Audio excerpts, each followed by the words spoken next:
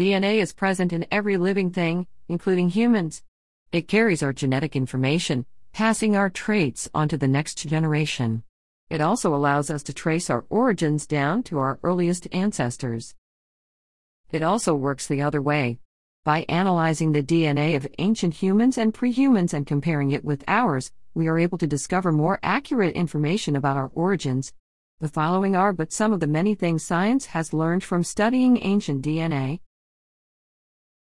Number 10. Humans are descended from a single man and woman.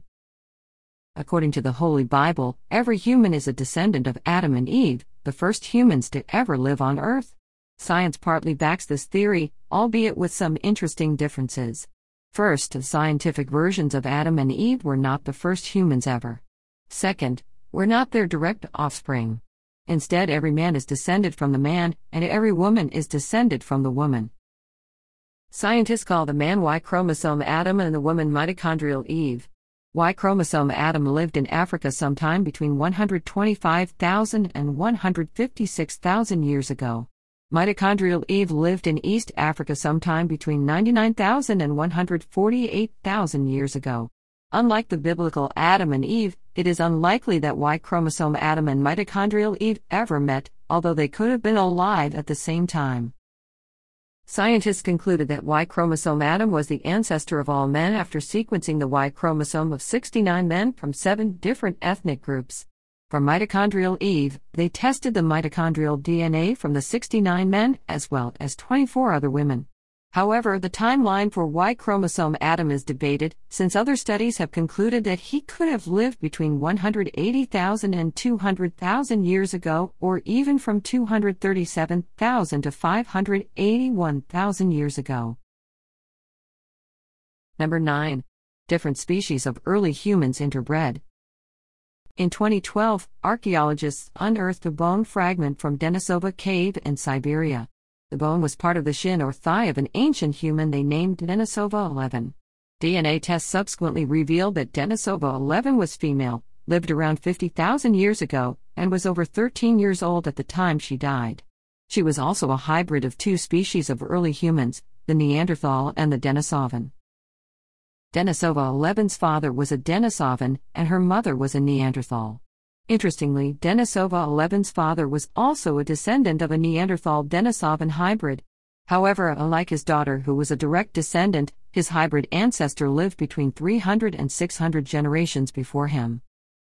Scientists know Denisovan and Neanderthals separated 390,000 years ago. However, they never knew they interbred prior to this discovery. DNA tests also indicated that Denisovan 11's Neanderthal mother was more closely related to Western European Neanderthals than to a Neanderthal that had lived in Denisovan cave at an earlier point in prehistory. Number 8. Tibetans are descendants of the Denisovan. Speaking of interbreeding, DNA tests have proven that Tibetans are descendants of the Denisovan. This does not mean Tibetans are Denisovan, they are Homo sapiens. One of their Homo sapien ancestors just happened to mate with a Denisovan. Scientists discovered this when they compared the genomes extracted from Denisovan 11 with the genomes of 40 Tibetans. They discovered that the Tibetan EPAS1 gene was similar to Denisovan 11's EPAS1 gene. The EPAS1 is found in all humans. It is responsible for managing our body's natural response in low oxygen environments. Our bodies naturally produce more hemoglobin to transport oxygen to our tissues when there is not enough oxygen. While this ensures our survival, it also puts us at risk of heart problems. However, Tibetans have a mutated EPAS1 gene. Their bodies do not produce more hemoglobin when short of oxygen. This is why they are able to live at high altitudes, where oxygen is low. Scientists suspect the ancestors of the Tibetans got the gene when one of them mated with a Denisovan between 30,000 and 40,000 years ago. However, scientists have not confirmed whether the mutated EPAS1 gene also allowed the Denisovan to cope at high altitudes as it does for the Tibetans. Number 7. The first Brits were black. In 1903, scientists uncovered the 10,000-year-old remains of a British man in a cave in Cheddar Gorge, Somerset, England. A 2018 DNA analysis of the man, who they call the Cheddar Man, revealed that he had either dark brown or black skin, with curly black hair and blue eyes. Considering that he is the oldest complete human skeleton ever found in Britain, this means the earliest Brits were black. Interestingly, in the 1990s, Professor Brian Sykes of Oxford University tested 20 people in Cheddar Village and compared their DNA with that of Cheddar Man. He discovered that 2 people were descendants of Cheddar Man. Number 6. King Richard III of England was a hunchback. In 2012, archaeologists from the University of Leicester started digging at a car park in Leicester. The parking lot was the site of the former Church of the Greyfriars, where King Richard III was supposedly buried. They found the remains of the monarch there, making Richard III famous for being the king whose remains were found under a car park.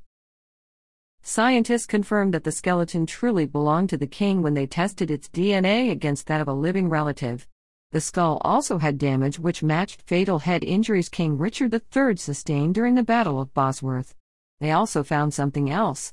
His spine was curved. This meant that the king truly was a hunchback, a fact historians had deliberated on for years. Number 5. King Tut's parents were siblings. King Tutankhamun remains one of the most famous pharaohs to rule over Egypt. He started ruling when he was just 10 and died around 1324 BC, when he was just 19. Archaeologists excavated his tomb in 1922. Surprisingly, they found it intact, complete with precious stones including gold. Physical analysis of King Tut's remains showed that the king did not enjoy his short life. His left leg was deformed, forcing him to walk around with a cane. In fact, 130 canes were found in his tomb. Further DNA analysis showed that his deformed leg was the result of inbreeding. He also suffered from a bout of malaria, which would have stopped the deformed leg from healing. DNA tests revealed that King Tut's father was Akhenaten, the son of Amenhotep III, King Tut's grandfather. DNA tests also showed that King Tut's mother was also a daughter of Amenhotep III. This would make King Tut's father and mother siblings. Some historians believe his mother was Queen Nefertiti, although this has been challenged because she was not related to Akhenaten. Number 4. The Clovis people were not the first to settle in America. The Clovis people are believed to be the first settlers of America. They reached North America 13,000 years ago, moved to South America 11,000 years ago, and disappeared 9,000 years ago. However, in 2018, DNA tests on ancient humans revealed that the Clovis culture were not the first people to settle in the Americas. While DNA from ancient humans found in North America proves that the Clovis people lived in North America 12,800 years ago, it is a different story in South America. DNA tests conducted on the remains of 49 ancient South American people show that the Clovis people first appeared in South America 11,000 years ago. Interestingly, archaeologists already have evidence that some unidentified culture lived in Monteverde, Chile, 14,500 years ago. A 12,800-year-old set of human remains found in South America is believed to have belonged to this tribe, since it does not share DNA with Clovis people. The oldest DNA evidence scientists have to prove that the Clovis people ever settled in South America was taken from an 11,000-year-old human. Scientists are unsure about the relationship between the Clovis people and this strange tribe. However, they are sure the unidentified tribe really existed, because today's South Americans do not share DNA with the Clovis people. Number 3. Columbus did not introduce tuberculosis to the Americas. It is often said that Christopher Columbus's voyage introduced several deadly diseases, including tuberculosis, to the Americas in the late 15th century. These diseases ended up killing 90% of the Native American population. However, DNA tests tell otherwise.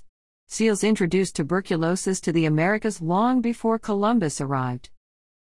Scientists made this discovery when they analyzed 3 sets of human remains from Peru. The people are believed to have died 1,000 years ago, 500 years before the arrival of Columbus.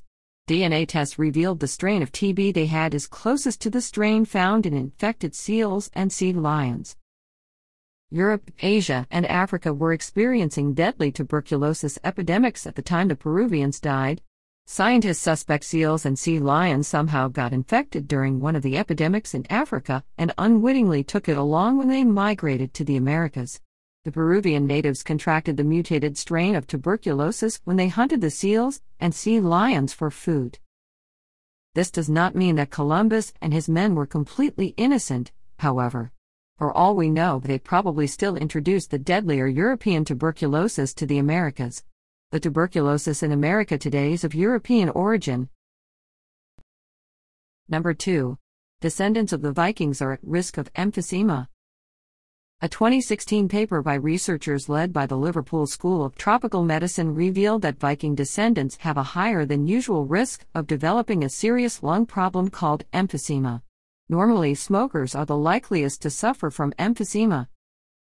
Analysis of a Viking air latrine in Denmark showed that the Vikings suffered from worms so much that their alpha-1 antitrypsin inhibitor gene mutated to stop the enzymes of the worms.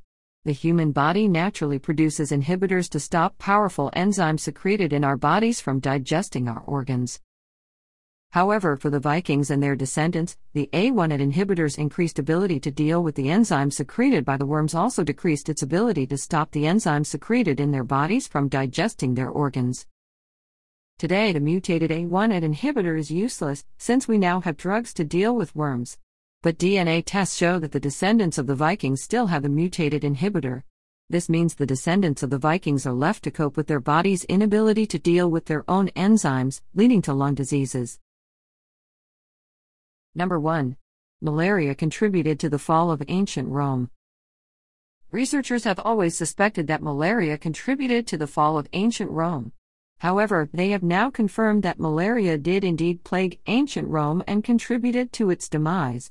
Scientists made this discovery in 2011 when they analyzed the remains of 47 babies and toddlers excavated from an ancient Roman villa in Lugnano, Italy. The oldest of the children of Lugnano, as they are called, was just 3 years old. All died and were buried around the same time. More than half died before they were born. They were victims of one of a series of malaria plagues that ravaged ancient Rome and stopped farmers from going to their farms. However, the worst hit was the army, which couldn't mass enough soldiers to repel foreign invaders.